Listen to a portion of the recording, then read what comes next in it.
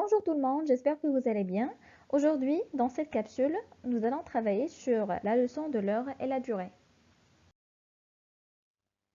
Devant vous, il y a une horloge qui est composée de 3 aiguilles. La petite aiguille indique les heures, la grande aiguille qui indique les minutes et la mince aiguille qui indique les secondes. On peut l'appeler aussi la trotteuse.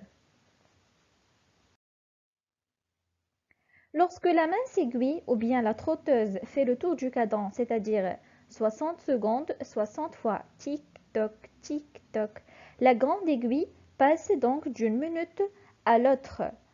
On peut dire alors que dans une minute, il y a 60 secondes.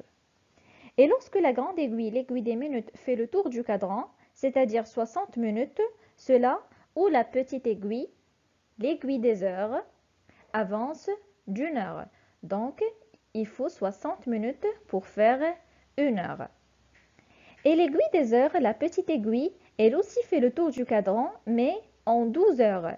Les 12 heures du matin et les 12 heures de l'après-midi. Donc, dans la journée, la petite aiguille fait 2 fois le tour du cadran, 2 fois 12 heures, c'est-à-dire 24 heures. Il y a 24 heures dans une journée. Et pour pouvoir lire l'heure sur cette horloge, je commence par la petite aiguille. La position de la petite aiguille peut indiquer 2 heures différentes, soit le matin, soit l'après-midi. Si on est le matin, on dira ici qu'il est 4 heures ou bien 4 heures du matin. Et si on est l'après-midi, soit je dis qu'il est 4 heures de l'après-midi, soit il est 16 heures. Et pour ne pas se tromper, il suffit d'additionner le 4 qui est là avec un 12 pour avoir 16, qui est donc l'heure de l'après-midi. Donc, si je veux parler de cette heure, pendant l'après-midi, je vais dire qu'il est 16 heures et on parle des minutes maintenant. Donc, pour parler des minutes, je ne dis pas qu'il est 16 heures et 2 minutes. Non. Quand je suis dans les minutes, je travaille avec la table de multiplication de 5. Quand je suis à 1, je fais 1 fois 5, c'est 5.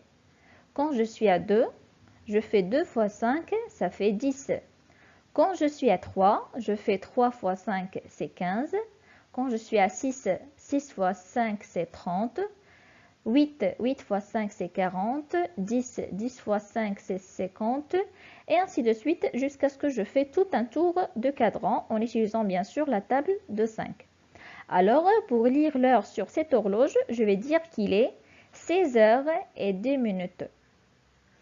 Et je fais la même chose pour lire les secondes. Ici, l'aiguille des secondes, la trotteuse, est sur le 6. Alors, je multiplie 6 fois 5, ça fait 30. Donc, il est 16 heures et 10 minutes et 30 secondes. Si on est bien sûr l'après-midi. Passons maintenant à comment calculer les durées sur des horloges analogiques. En observant ce premier horloge, il est 2 heures et 30 minutes. 18 minutes plus tard, donc on doit faire avancer la grande aiguille par 18 minutes. En additionnant 30 et 18, ça fait donc 48 minutes, c'est-à-dire 2 heures et 48 minutes. Pour le deuxième exemple, il est 3 heures et 25 minutes.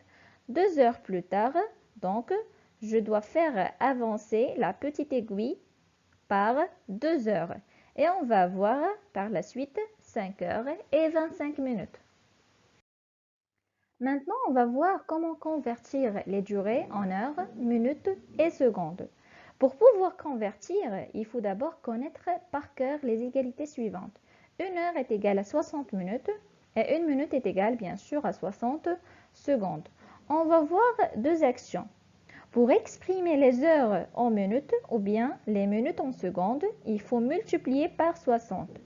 Et pour pouvoir exprimer les minutes en heures ou bien les secondes en minutes, il faut diviser par 60.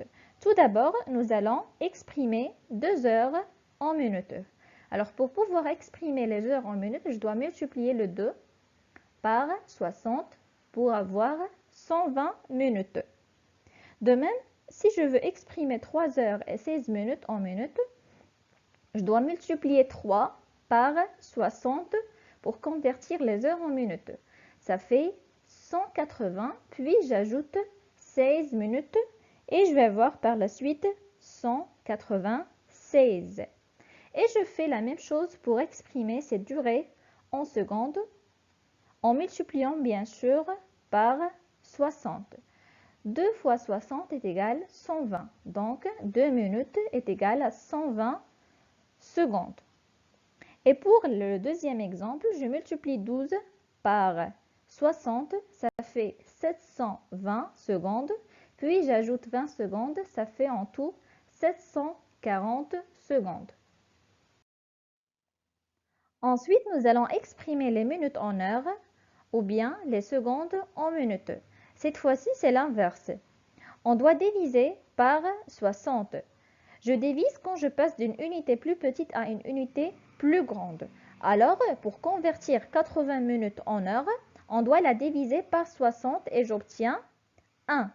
Le 1 représente le nombre d'heures, mais faites attention, il y a un reste, il reste 20.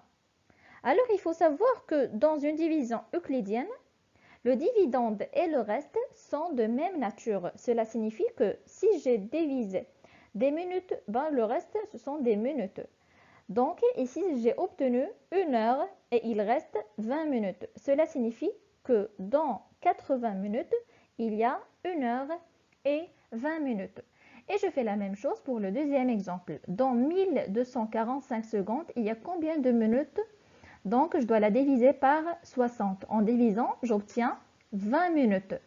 Donc, et il reste 45. 45 quoi? 45 secondes, bien sûr, parce que 1245, il est en secondes. Puis, j'écris dans 1245, il y a 20 minutes et 45 secondes. Et puis voilà, je vous remercie pour votre attention et à la séance prochaine.